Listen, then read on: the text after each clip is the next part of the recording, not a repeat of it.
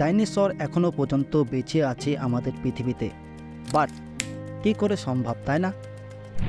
তার আগে আপনাদেরকে বলে রাখি, আমরা তো সবাই জানি ৬৬ মিলিয়ন বছর আগে আমাদের পৃথিবীতে ঘুরে বেড়াতো বড় বড় জীব, যাদের আমরা ডাইনোসর বলি, যেমন টাইরেনোসরাস মাংসাশী ডাইনোসর সবচেয়ে বড় শিকার ছিল। এদের দাঁত এতটাই শক্ত ছিল যেগুলো হাড়কেও চিবিয়ে ফেলত। ব্রেকিওসরাস নিরামিষভোজী ডাইনোসর, যারা গাছের সবচেয়ে উঁচু পাতা খাওয়ার জন্য ৮০ ফুট পর্যন্ত লম্বা হয়ে থাকত, যারা একদিনে ১ টনের বেশি গাছপালা খেয়ে ফেলত। ভেলোকিরাপ্টর ডাইনোসর, শরীরে ডানা থাকত যেগুলোর ব্যবহার গাছে চড়া এবং আকাশে উড়ার কাজে লাগত। প্রায় ৬৬ মিলিয়ন বছর আগে একটি বিশাল উল্কাপিণ্ড পৃথিবীর সঙ্গে ধাক্কা লাগে এবং ধুলোর ঝড় ও আগ্নেয়গিরি সৃষ্টি হয় এবং পুরোপুরি পৃথিবী থেকে ডাইনোসর বিলুপ্ত হয়ে যায়।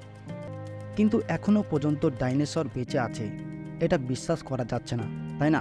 তো দোস্ত, এটা হচ্ছে আমাদের পৃথিবী এবং এটা হচ্ছে আমাদের মিল্কি ওয়ে গ্যালাক্সি, আর এগুলো হচ্ছে আমাদের মিল্কি ওয়ে গ্যালাক্সির মতো আরও কোটি কোটি গ্যালাক্সি, যেখানে আমাদের পৃথিবীর মতো কোটি কোটি পৃথিবী ছড়িয়ে আছে।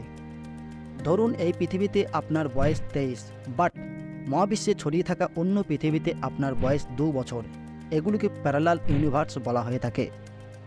হতে পারে এমনই কোনো এক পৃথিবীতে এখনও পর্যন্ত ডাইনোসর বেঁচে আছে, বাট আমরা সেখানে পৌঁছাতে পারবো না।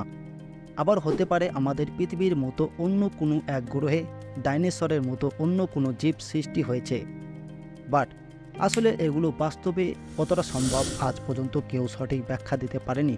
তবে এগুলো হতে পারে।